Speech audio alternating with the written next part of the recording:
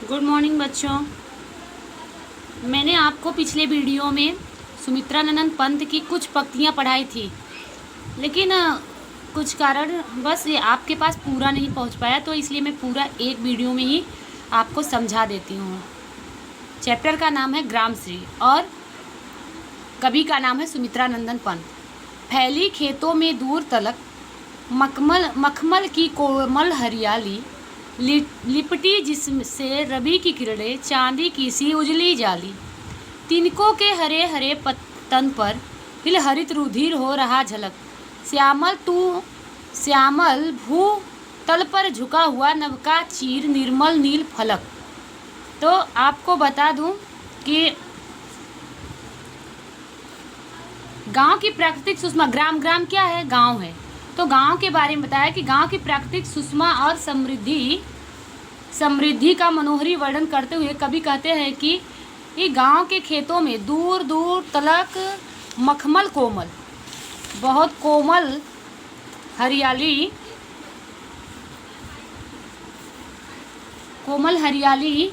फैली हुई है। लिपटी जिससे रवि की किरणें, उस पर जब सूरज की किरणें पड़ती हैं तो लगता है कि जैसे चांदी की जाली बिछी हुई है। जब हरे हरे तिनके हिलते हैं तो ऐसा लगता है कि जैसे उनमें हरा रक्त बह रहा है। रुधिर यानी रक्त बह रहा है।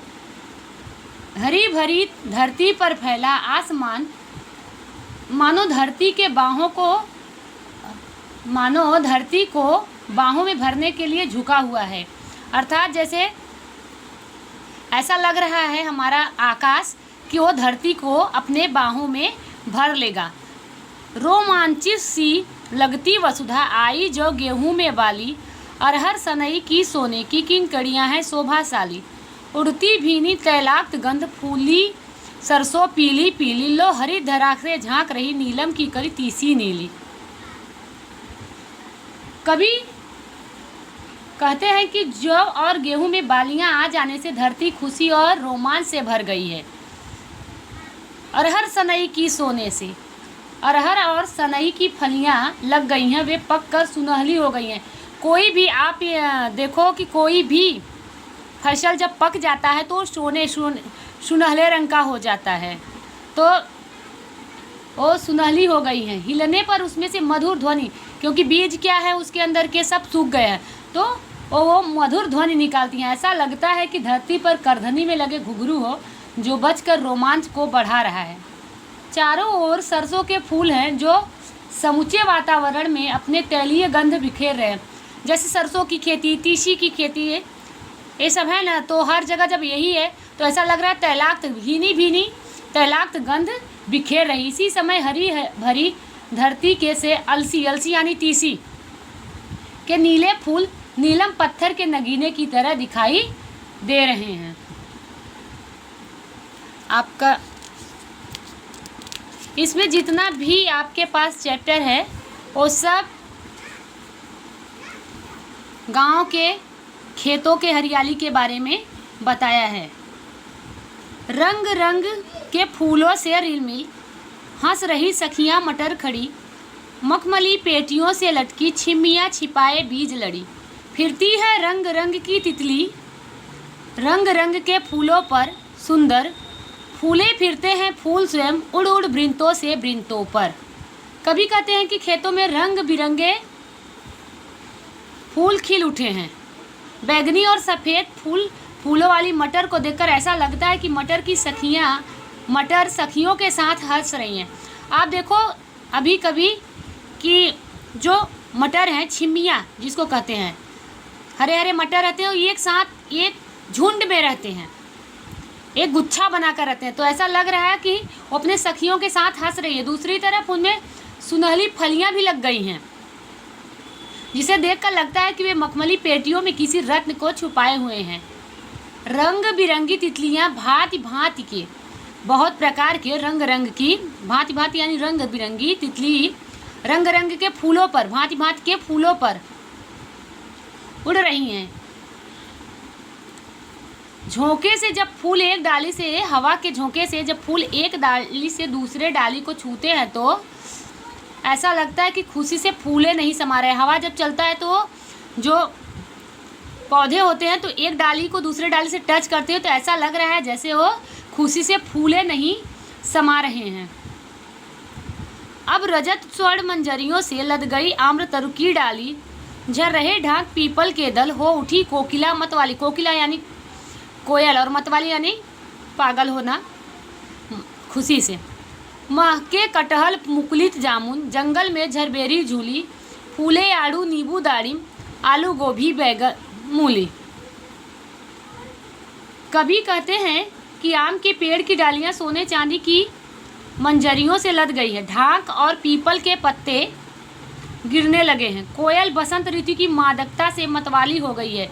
आपको मार्च फरवरी लास्ट और मार्च के महीने में बसंत ऋतु आता है तो उसमें आप देखेंगे जितने भी बड़े पेड़ होते हैं और जो हमारे यहाँ के फसल होते हैं वो सब पक्के तैयार हो जाते हैं और पौधे क्या है झरने लगते हैं, पत्ते पेड़ से झरने लगते हैं। अर्थात आम के डालियों पर बैठकर कोयल क्या करती है, कूकने लगी है। कटहल के पेड़ों और जामुन के खिले फूलों का सारा वातावरण महका दिया है। जंगल में झरबेरियों की झड़ियाँ और लटक गई हैं। जैसे आप देखेंगे कि किसी भी पौधे में जब अत्यधिक फल लग जाता है तो क्या होता है, लटक जाता है, एकदम नीचे झुक जाता है। आड़ के पेड़ से में फूल आ गए हैं, नींबू और अनार फलों से लद गए हैं। दाड़िम माने अनार। खेतों में आलू गोभी बैगन मूली आदि सब्जियां लहलहा रही हैं। पीले मीठे अमरूदों में अब लाल लाल चित्तियाँ पड़ गई हैं, यानी जब पीले पीले मीठे मीठे अमरूद होते हैं आप देखेंगे उसमें चित्तियाँ पड़ी रहती हैं। पक गए सुनहले मधुर बेर, अमली से तरुकी डाली, लहलह पालक महमा धनिया लौकी और सेम फली फैली, मखमली टमाटर हुए लाल, मिर्चों की बड़ी हरी थैली। कभी कहते हैं सुमित्रा नंदन पंत जी कहते हैं कि अमरूद पककर पीले और मीठे हो गए हैं, उस पर लाल लाल चित्तियाँ यानी धब्बे पड़ गए हैं। मीठे बेर पककर सुनहरे हो गए हैं। आंवले से लदी पेड़ की डालियाँ ऐसे लगती है जैसे उन पर सितारे जड़ दिए गए हों। लौकी और सेम की लताएं जमीन पर फैली हुई हैं और उनमें फल लग गए हैं। टमाटर मखमल की तरह लाल हो गए हैं। मिर्चों की गुच्छे बड़ी सी हरी थैली जैसी दिख रही है। मिर्चों की भी जब मिर्चा होता है तो ऐसा लगता है ना गुच्छे गुच्छे उसमें फरे, तो ऐसा लग रहा है कि उसकी हरी हरी थैली भर गई है।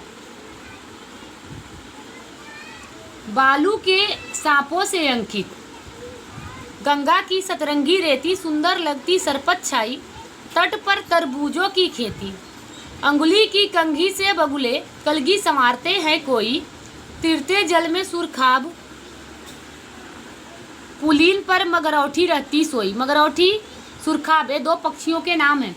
कभी कहते हैं कि गंगा के किनारे सतरंगी रेत पर बनी टेढ़ी मेढ़ी लकीरें देखकर लगता है कि जैसे वे लकीरों सांपों के आने जाने से बनी हो। नदी किनारे पर तरबूजों की खेती और रखवाली के लिए बनाई गई सरपत की झोपड़ियाँ।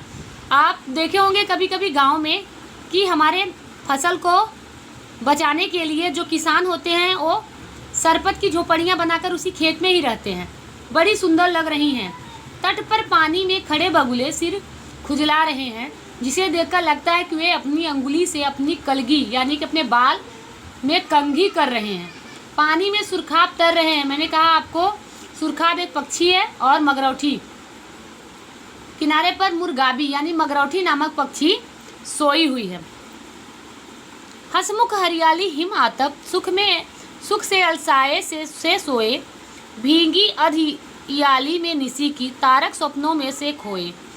मरकट डिब्बे सा खुला ग्राम जिस पर नीलम नभ आच्छादन, निरुपम हिमांत में स्निग्ध शांत निज शोभा से रहता हर जन मन। कभी सुमित्रानंदन पंत जी गांव की सुंदरता का वर्णन करते हुए कहते हैं कि हरियाली पर सर्दी की धूप पड़ती है।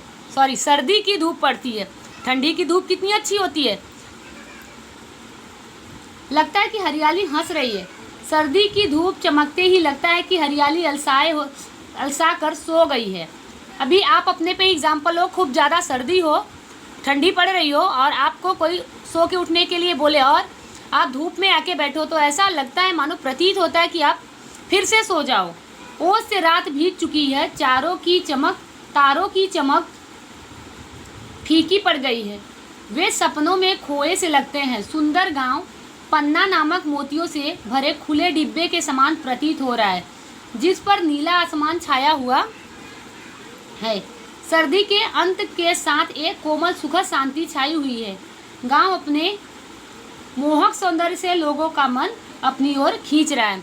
अर्थात आपको इस पूरे चैप्टर में, ग्रामश्री तो इसका नाम ही है, पहले तो चैप्टर का नाम ही है गांव के बारे में, तो इसमें पूरे फसल के बारे में और गांव की सुंदरता का वर्णन सुमित्रानंदन पंत जी ने किया है। अब बचा है इसका प्रश्न उत्तर।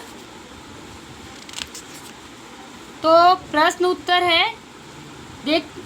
आप एक बार इसको देख लीजिएगा, फिर आप जैसा आपको हिंदी में इसका अर्थ समझ में आए, एक ग्रुप में आप व्हाट्सएप ग्रुप में भेजिएगा कि हमको ये प्रश्न नहीं समझ में आया या हमको ये क्या उसको टॉपिक ये नहीं समझ में आया, तो मैं उसको आप फिर से बता दूंगी।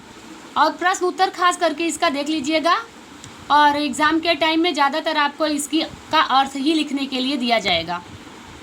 थैंक यू बच्चों।